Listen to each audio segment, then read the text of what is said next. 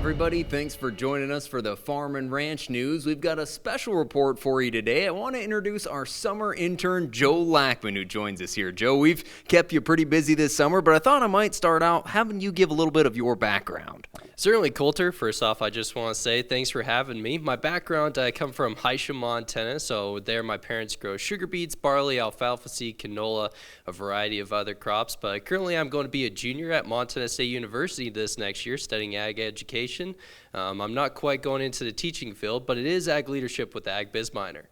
So why did you decide to come intern here at Northern Ag Network? Well, like I said, I'm going to MSU, and I needed an internship for class credits, and this was something where it was close enough to my hometown in Hysham where I could go back and work on weekends and then skip out on work from my parent. That's what my dad likes to say, skip out on work during the weekdays, come here, and then also get some professional development abilities as far as communicating with farmers or ranchers and being able to tell stories.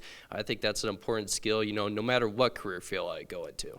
You bet, and we've kept you pretty busy this summer running across the state. We'd like to keep you here, but your fall's going to be pretty busy running for a national FFA office. It is. I'm excited to say that I got an amazing opportunity to represent Montana FFA here at the National FFA Convention, and I'm hoping to make a good run at it.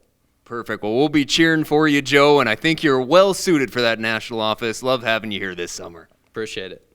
For the Northern Ag Network, I'm Colter Brown. Join us back here to hear about the video sales and yesterday's USDA grain reports. We asked Montana farmer Walt Sales about the challenges of mental health in agriculture. Another drought. There always is. There's always going to be another something. I grew up in a generation of you pulled yourself up by your bootstraps. But it's become evident is what do you do if you can't even find those bootstraps? If you need to talk to somebody, go to beyondtheweather.com for free counseling for Montana ag producers.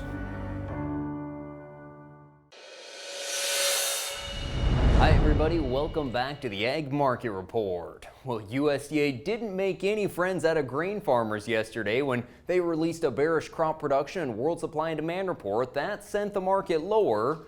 Drought must not be as bad as earlier thought in the South as USDA increased winter wheat production by 6% from last month. Spring wheat estimated down 1% from last year on lower yields, primarily in the Dakotas. That takes total wheat production up 5% from last year. That was above expectations, and corn and soybean production also higher than expected. The lower grain prices were moving the cattle futures higher to new highs, but they ended up finishing the day lower pretty surprisingly. In the cash cattle trade, we could see packers forced to pay more money this week after seeing the trade just steady to $1 higher last week.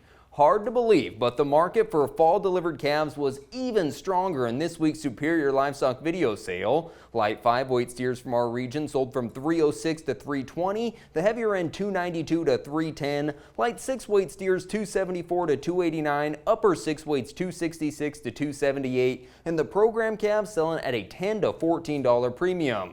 At Pays and Billings, 60 to 80 pound lambs sold from $181 to $199, 80 to 100 pounders $175 to $189, and the wheat market fell backwards, particularly winter wheat, not just on the production numbers, but also the supply and demand report that increased U.S. ending stocks by 30 million bushels. World stocks, though, were lowered on production issues in the EU, Argentina, and Canada.